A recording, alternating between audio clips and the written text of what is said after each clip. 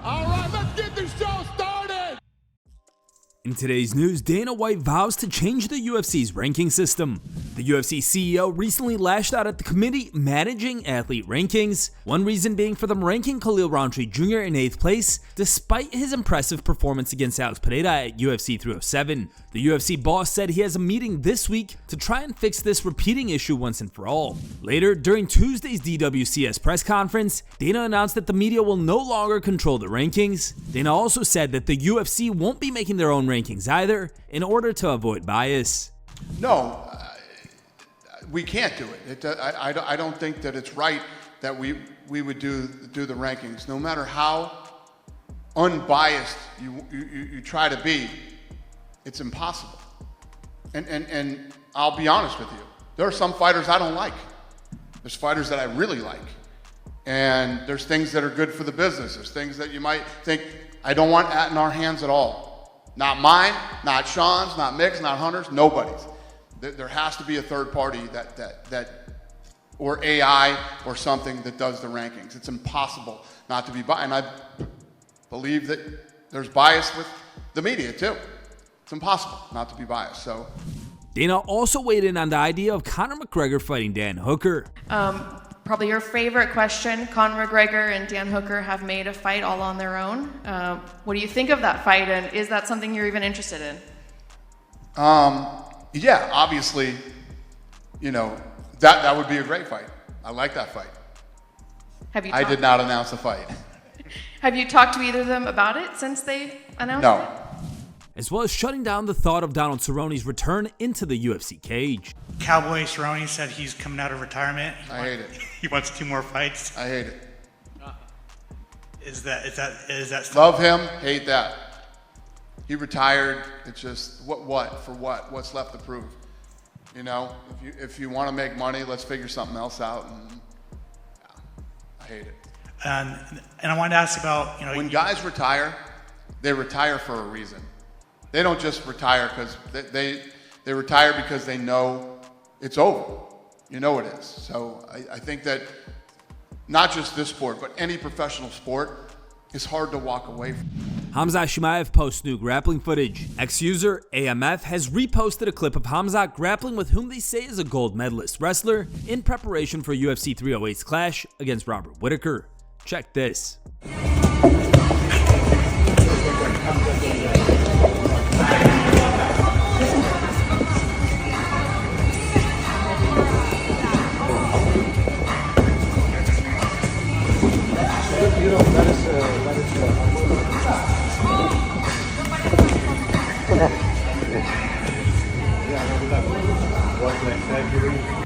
Daniel Cormier shares his concerns for Nick Diaz's UFC 310 comeback fight.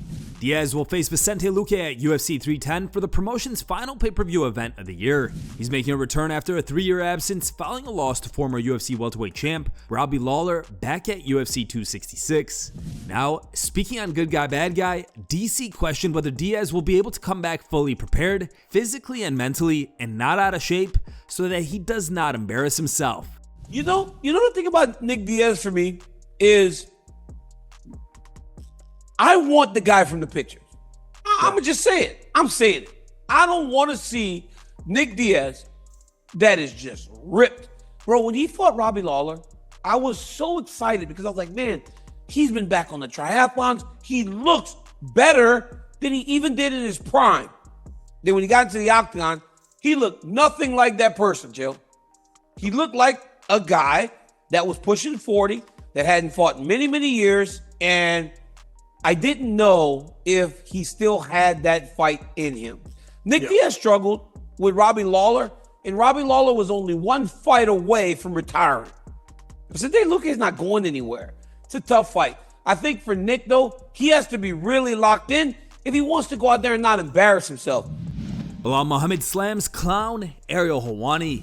On a recent episode of his Remember the Show podcast, Belal brought up that while Helwani had Tom Aspinall on a show, he asked him about the challenges of competing early in the morning, specifically at UFC 304.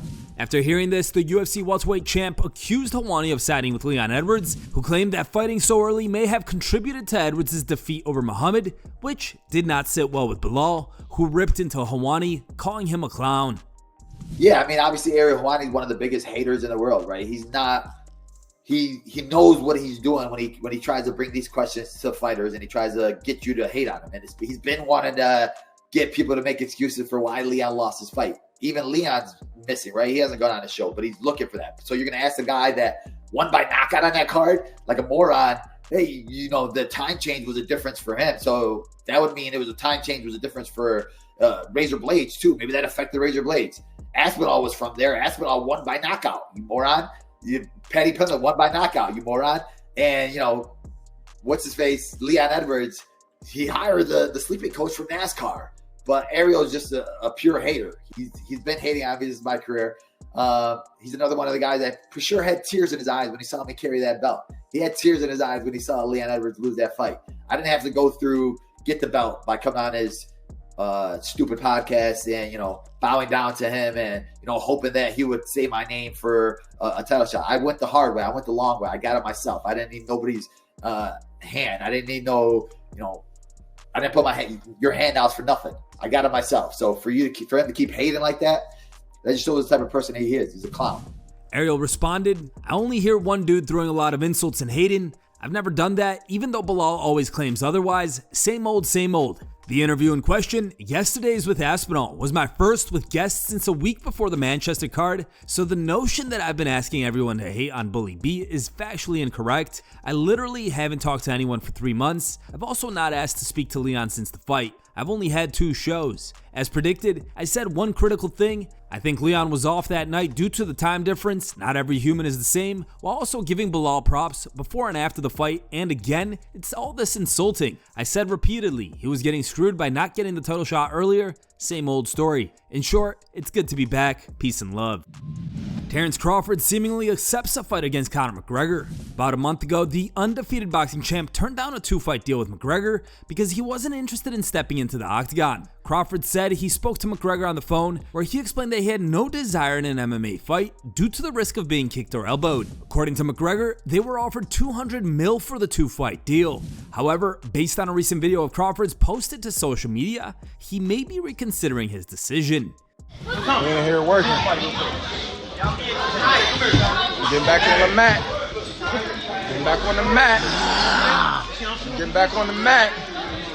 Hey, Conor, getting back on the mat. Stay tuned, baby. Stay tuned. It's working.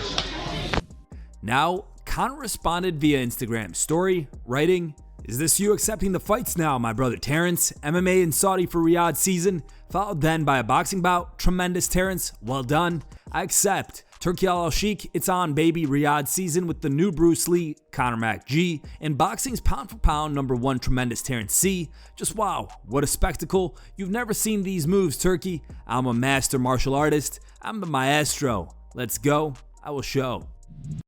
Ilia Topuria and Conor McGregor go back and forth on social media. During a recent appearance on the Ariel Helwani show, Topuria challenged McGregor to a sparring session and stated that McGregor is a fake fighter, pointing to him lying about returning to the cage all the time. Topuria also mocked Max Holloway for losing to Conor. He get whooped like in the featherweight division.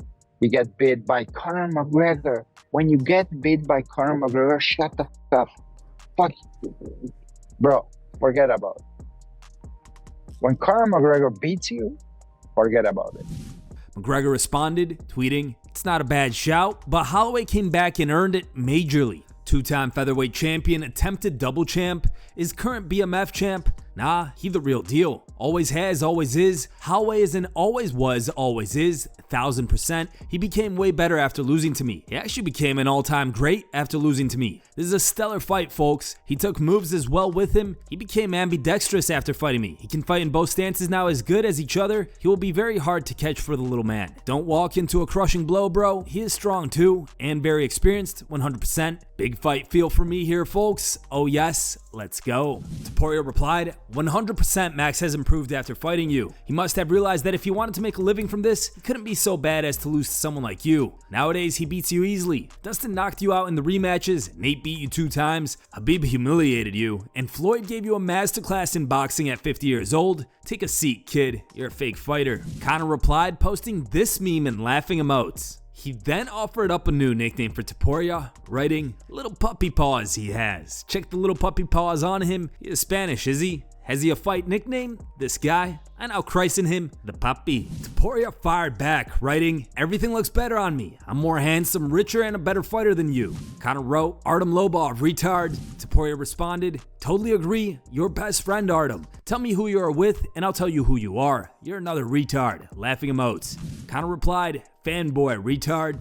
Ilia concluded, exactly, you finally understood what you are. Watch me fight October 26th. You're going to learn a lot. It's time for today's top memes. Third place was posted by ACD MMA. Second place meme was posted by Floppy Wiener.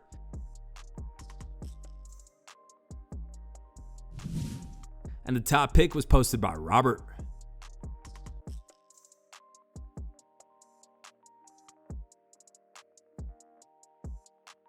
Thanks for watching. If you like the content, smash that like button and don't forget to subscribe to stay in the talk.